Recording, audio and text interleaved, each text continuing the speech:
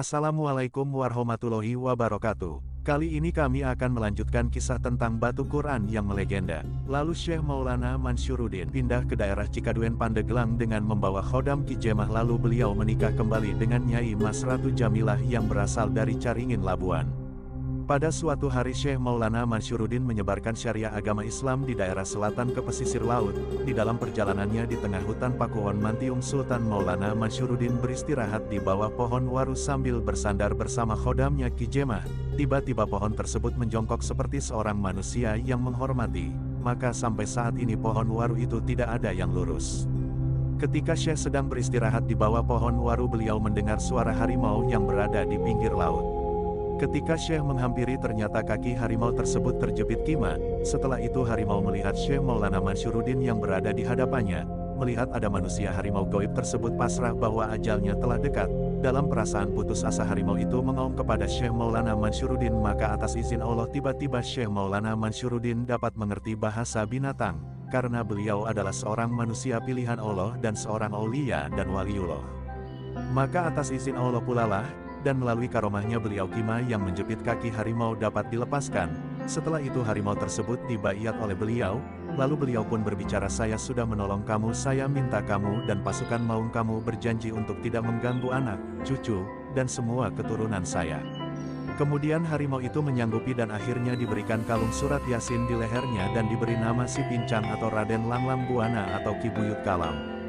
Ternyata harimau itu adalah seorang raja siluman harimau dari semua Pakuwon yang 6. Pakuwon yang lainnya adalah 1. Ujung Kulon yang dipimpin oleh Ki Mahadewa. 2. Gunung Inten yang dipimpin oleh Ki Bima Laksana. 3. Pakuwon Lumajang yang dipimpin oleh Raden Singa Baruang. 4. Gunung Pangajaran yang dipimpin oleh Ki Bolek Bakjaya. 5. Manjau yang dipimpin oleh Raden Putri. 6. Mantiung yang dipimpin oleh Raden Langlang Buana atau Ki Buyut Kalam atau Si Pincang. Setelah sekian lama menyiarkan Islam ke berbagai daerah di Banten dan sekitarnya, lalu Syekh Maulana Mansyuruddin dan khodamnya Ki Jemah pulang ke Cikaduen. Akhirnya Syekh Maulana Mansyuruddin meninggal dunia pada tahun 1672 Masehi dan dimakamkan di Cikaduen, Pandeglang, Banten. Hingga kini makam beliau sering diziarahi oleh masyarakat dan dikeramatkan. Sultan Agung Abdul Fattah Tirtayasa dimakamkan di Kampung Astana, Desa Pakadekan, Kecamatan Tirtayasa, Kawadanan, Pontang, Serang, Banten.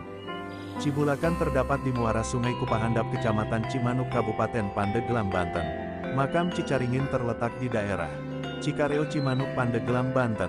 Ujung Kulon Desa Cigorondong, Kecamatan Sumur, Kawadanan, Cibaliung, Kabupaten Pandeglang, Banten. Gunung Anten terletak di Kecamatan Cimarga, Kawadanaan Lewi, Damar, Rangkas Bitung. Pakuwon Lumajang terletak di Lampung. Gunung Pangajaran terletak di Desa Carita, Kawadanaan Labuan, Pandeglang. Di sini tempat latihan silat macan. Majo terletak di Desa Majo, Kecamatan Saketi, Kawadanaan Menes, Pandeglang, Banten. Mantiung terletak di Desa Sumur Batu, Kecamatan Cikeusik, Kawadanaan Cibaliung, Pandeglang. Ki Jemah bersemayam dan menjaga Kampung Koncang, Desa Kadugadung, Kecamatan Cimanuk, Pandeglang, Banten. Nah, itulah sepenggal cerita sejarah situs batu Quran. Terima kasih, semoga bermanfaat. Akhir kalam, assalamualaikum warahmatullahi wabarakatuh.